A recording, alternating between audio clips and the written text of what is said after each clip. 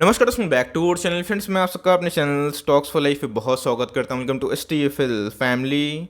DFL members, आज मैं एक ऐसे स्टॉक के बारे में डिस्कस करूंगा जो डेली के डेली अपना फ्रेश हाई टच कर रहा है। जी हां दोस्त, जहां मार्केट में अभी के टाइम में करेक्शन का फेज है, जहां बहुत सारे स्टॉक्स में मेगा डिस्काउंट है, उसके विपरीत में दोस्तों एक स्टॉक में कंटिन्यूसली तेजी हमें देखने को मिल रही है। और दोस्तों ये स्टॉक अब स्मॉल कैप से मिड कैप कैटेगरी में जाने के लिए रेडी है। और मैंने इसको बहुत बार कवर भी किया था, बताया था कि अगर आपको थोड़ा सा जल्दी रिटर्न चाहिए और स्टेबल बिजनेस पे जिसका आने वाले कल में अस्तित्व को टिकना ज़रूरी है। जी हाँ दोस्तों, ये टिकेगी भी और आने वाले कल में आपको अच्छा खासा पैसे बनाएगी भी। इसके पहले का जब इसका भाव बहुत ही सस्ता था, मैंने आपको बताया था कि आप इसमें ज़रूर निवेश कर सकते हैं और थोड़ा सा अमाउंट निवेश करके एक बार छोड़ सकते हैं। उस प्राइस दोस्तों अभी के टाइम में 2 गुना राइज हो चुका है और डेली के डेली दोस्तों इसमें हमें एक अंधाधुंध तेजी देखने को मिल रही है।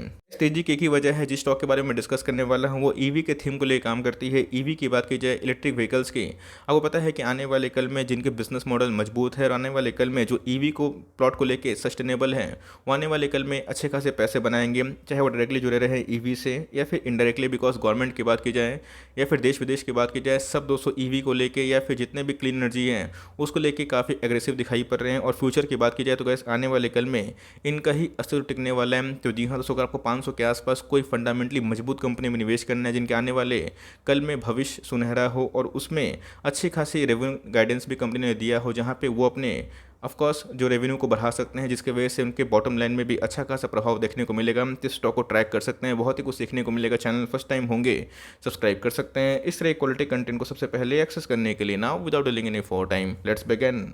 सब देख सकते हैं कि आज के दिन हमें 477 के आसपास क्लोजिंग देखने को मिल रही है और आज हमें 3% के आसपास एक क्लोजिंग देखने को मिली। ऑल दो इंटरडे हाई की बात की जाए तो 5-6% का इंटरडे हाई लगाता हुआ ये देखने को मिल रहा था और दोस्तों 500 के आसपास आज इसका फ्रेश हाई लगता हुआ देखने को मिला। तो जी हाँ दोस्तों, जहाँ पे मार्केट में थोड़ी सी वीकनेस है, कमजोरी है, इसमें एक अंधाधुंध तेजी देखने को मिल रही है। प्राइस की बात की जाए तो काफ़ी अफोर्डेबल है। लॉन्ग टर्म में बहुत ऐसे निवेशक हैं जो छोटा पैसा लगाना चाहते हैं, वो आराम से इसमें निवेश करने का प्लान कर सकते हैं। जी हाँ दोस्तों, एक IT को बिलोंग करने वाली कंपनी है, इसके बारे में बताऊंगा। बिकॉज अगर आप देखें एक महीना में ही 55% का उछाल देखने को मिल रहा है। ऐसा क्यों हो रहा है? इसके पहले भी गैस मैंने स्टॉक फटाफट में इसको 3-4 बार कवर किया था, बताया था कि कंपनी के मैनेजमेंट ने एक रेवेन्यू गाइडेंस जारी किया है, जहाँ पे पहले बताया था उन्होंने कि आने वाले एक साल में 12 से 15% जो रेवेन्यू है वो ग्रोथ हो सकता है। लेकिन अभी की बात की तो गैस इसके जो रेवेन्यू गाइडेंस में एक अच्छा खासा उछाल देखने को मिल रहा है, जो कि 18 से 20% के आसपास है और मार्केट ने इसको बहुत पॉजिटिव लिया।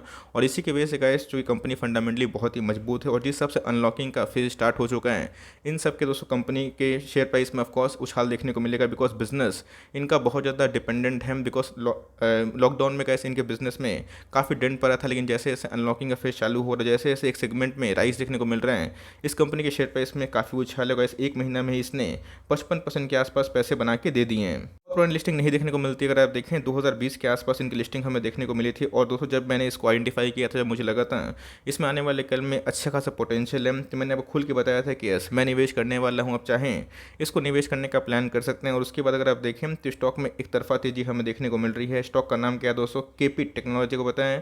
केपिट के बारे में इसके पहले ही मैंने आपको वीडियो बनाया था, बताया था कि केपिट अपने आप में ही फंडामेंटली एक अच्छी कंपनी है और IT को बिलोंग करती है। बिकॉज इनके जो बिजनेस मॉडल है, आपको मैंने समझाया भी था कि इनका जितना भी काम है सॉफ्टवेयर रिलेटेड है, जो कि EV में काम करता हुआ देखने को मिलता है। आपको पता है कि जितने भी आधुनिक व्हीकल्स हमें देखने को मिल रहे हैं, उसमें सॉफ्टवेयर की भी बहुत ज़्यादा ज़रूरत पड़ती है। बिकॉज जितने भी कार अभी हो चुके हैं सारे के सारे ऑटोमेटिक हो चुके हैं और उसमें दोस्तों जो प्रबल दावेदारी है, ये कंपनी सिर्फ और सिर्फ उसी में ही काम करता हुआ देखने को मिल जाती है। तो आप देख सकते हैं कि जब इधर पे मैंने इसको आइडेंटिफाई किया था, मुझे लगा था कि इसमें आने वाले कल में अच्छी खासी पोटेंशियल है। मैंने उस समय गाइस एक वीडियो बना के आपको बताया था कि आप चाहें तो 10,000 निवेश करके लॉन्ग टर्म तक छोड़ सकते हैं। और उस समय के भाव की बात की जाए 300 के आसपास ट्रेड करता हुआ देखने को मिल रहा था। और दोस्तों अभी के टाइम की बात की जाए इसमें 500 के आसपास ट्रेडिंग देखने को मिल रही है। तो जी हाँ, मैंने लिखा भी था कि आपको थोड़ा सा अगर हाई रिटर्न चाहिए, थोड़ी सी रिस्क अगर आप अफोर्ड कर पाते हैं, तो ऐसी कंपनी पे आपको ऑफकोर्स थोड़ा लॉन्ग टर्म का दाव खेलना चाहिए।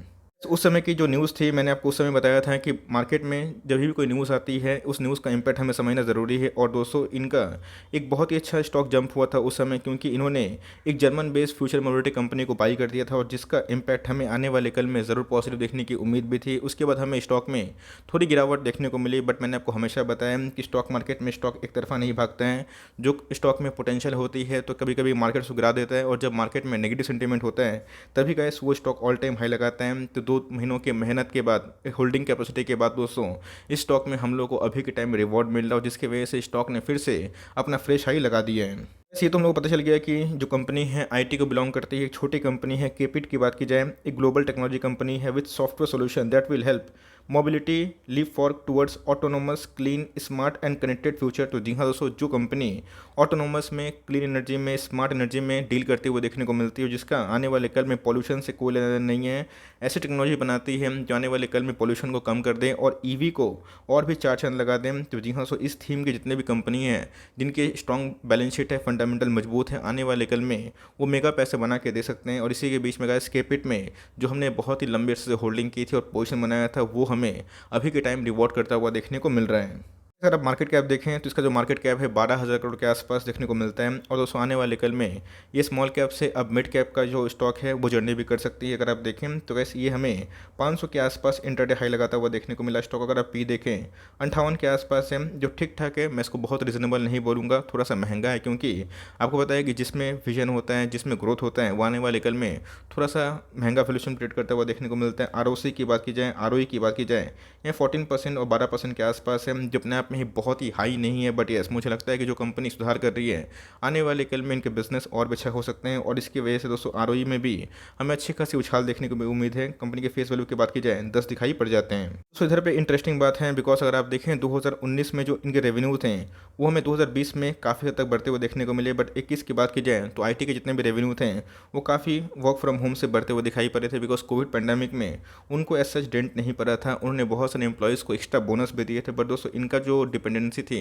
वो ऑटोमोबाइल इंडस्ट्री पे थी। आपको बताया कि कोविड के क्रैश में जब लॉकडाउन हुआ था, ऑटोमोबाइल इंडस्ट्री काफ़ी शटडाउन हो गई थी और बहुत सारी कंपनी ने सेल्स भी दर्ज नहीं किया था। ये रिकॉर्ड हिस्ट्री था। इसी के बीच में गैस इनके जो रेवेन्यू है उसमें अच्छा खासा फॉल हुआ था। बट जैसे जैसे हमें अनलॉकिंग का थीम देखने को मिल रहा है और मार्केट पहले ऐसा ठीक हो चुका है, इनके रेवेन्यू आने वाले कल में और बढ़ सकते हैं। और जितनी सेल्स होंगे दोस्तों मोटर कंपनी में, वैसे वैसे कंपनी और भी आगे बढ़ेगी। कंपनी के प्रॉफिट की बात की जाए तो अब देखते हैं कंपनी के प्रॉफिट भी हमें टाइमली बढ़ते हुए देखने को मिल रहे हैं। और जैसे ही हमें एक बार नॉर्मलाइज कंडीशन देखने को मिलेगा, वैसे ही दोस्तों हमें फिर से इनके प्रॉफिट में एक अच्छा खासा जंप देखने की ज़रूर उम्मीद है। कंपनी रिजर्व के बारे में डिस्कस कर लेते हैं। तो गैस कंपनी के पास 1000 करोड़ के आसपास रिजर्व्स है। बोरोइंग्स के बारे में डिस्कस करते हैं, 210 करोड़ के आसपास बोरोइंग्स है। इसका मतलब कंपनी कैश रिच है। और बोरोइंग्स के बारे में डिस्कस करें तो कॉस्ट थोड़ा है, लेकिन मुझे लगता है कि आने वाले कल में कंपनी इसको ज़रूर मैनेज कर सकती है।